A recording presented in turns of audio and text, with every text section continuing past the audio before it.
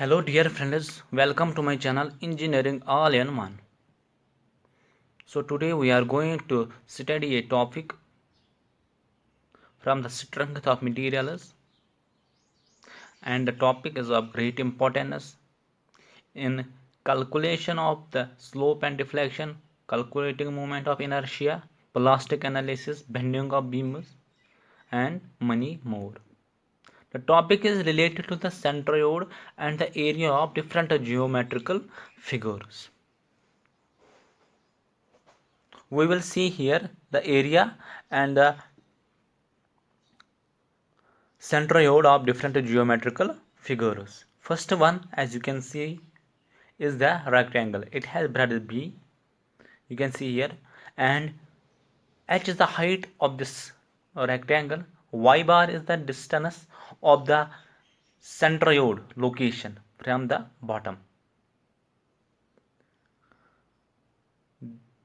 Then area for this rectangle is b into h, and the location of centroid will be at a distance of h divided by 2. What will be the height of this rectangle?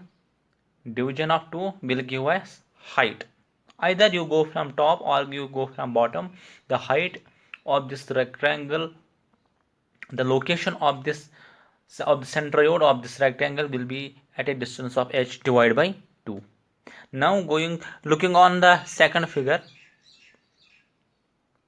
you can see here the second figure. It is the triangle. It has height h. The location of the centroid from the base is at a distance of y bar, and the breadth is b. Then area of this triangle is 1/2 of base into height, and the location of centroid will be at a distance of h by 3 from the bottom. You have to remember this thing, that location of the centroid is at a distance of h by 3 from the bottom. If you can go from top, then the centroid will be at a distance of 2h by 3. Suppose the height is 18 meters, then centroid from bottom will be 18 divided by 3, 6. If you can go from top surface, then it will be at a distance of 2h by 3. 2 into 18 divided by 3. 3 ones are 3, 6 are, it will be at a distance of 12 meters. Now adding 12 plus 6 is going to will give you 18 meters h. I hope you have got this. Now third geometrical figure is the circle. Circle, as you can see, the area is pi r square. R is the radius, D is the dia, and the location of the centroid is at a distance of R or D by 2. Just we need to incorporate the values of R or D in the area and the centroid, and we can calculate that. Now semicircle is the area is 1/2 of area of circle. Area of circle is pi r square. 1/2 is the pi r. 1/2 of the pi r square will give you area of the semicircle.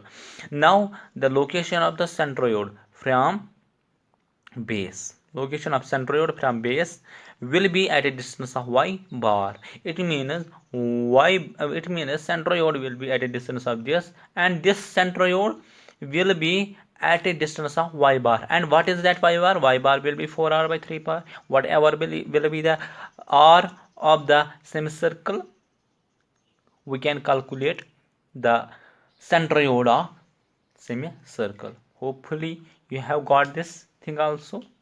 Now coming to the third one, coming to the next one, it is the trapezium. As you can see, trapezium.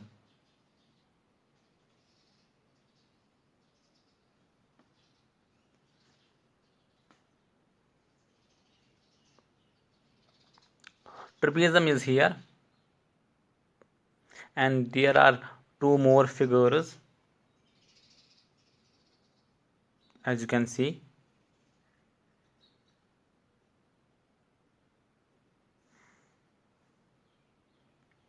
The two more figures.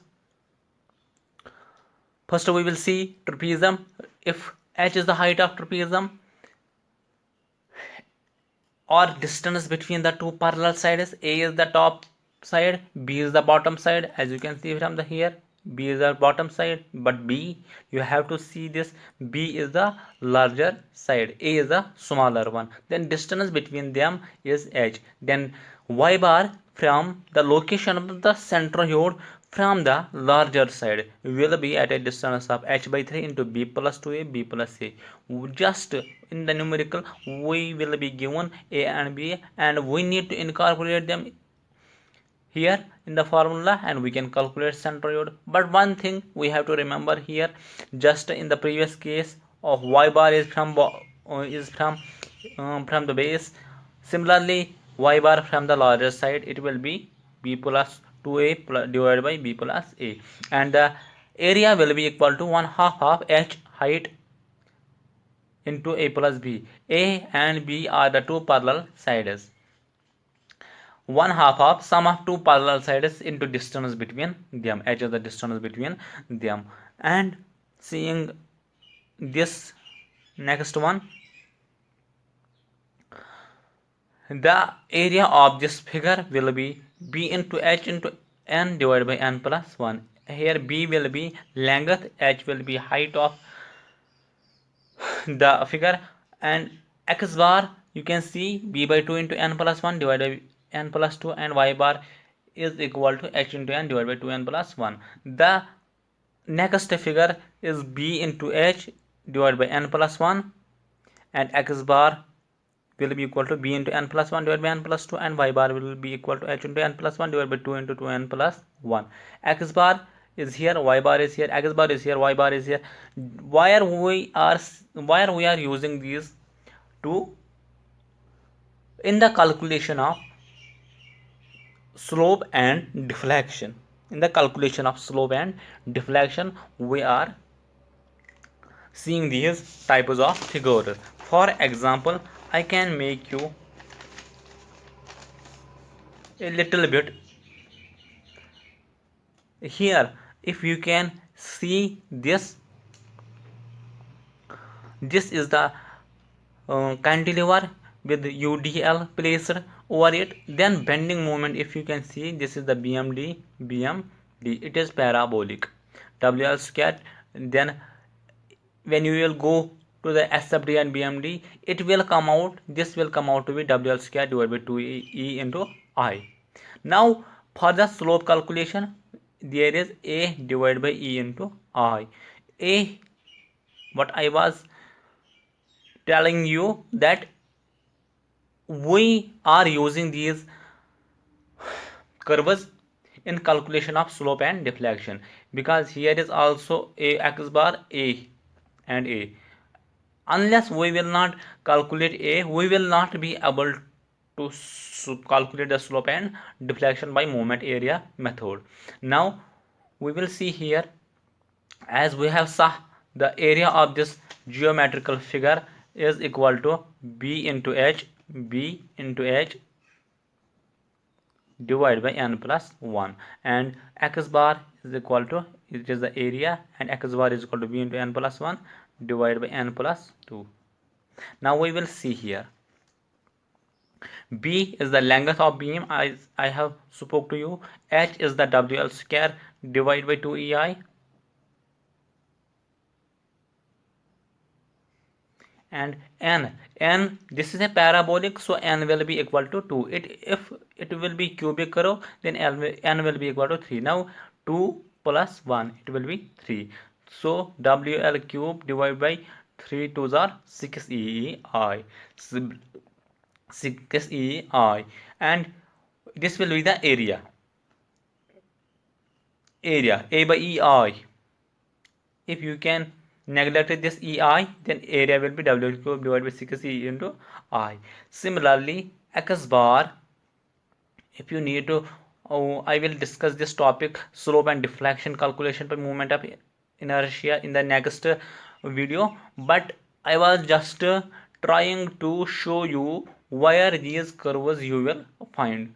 So I have made these curves here and wrote their area and the centroid, so that it may be helpful in calculating the slope and deflection there. Now x bar is the formula here. Now b is equal to L, and n plus 1 2 plus 1, n plus 2 2 plus 2 4, it will be equal to 3L by 4. So x bar will be equal to 3L by 4, and this x bar area calculation is helpful in area and deflection calculations. Similarly if you can, where you are seeing this figure, if suppose this is a simply supported beam and a UDL is placed over it, then BMD, I hope you have saw the BMD and SFD and you are well aware about the things related to the SFD and BMD. Then if you can look on the BMD of this beam, it will be like this. Now you have to calculate the area of this figure. It is approximately, it is equal to this line. If you can make here, this will be this curve. Now here is half. If you can calculate the half area of this, you need to use this formula. N will be equal to 2 for parabolic curve, h will be equal to this w square by 8, and b will be equal to L, this will be equal to L. So x bar and y bar will be similarly calculated. I hope you have got this thing. Still if you feel anywhere that there is a there is a error or mistake, then you can comment and I will try to improve myself. And also a final request to you is subscribe this channel. That is the best way to say thanks to me.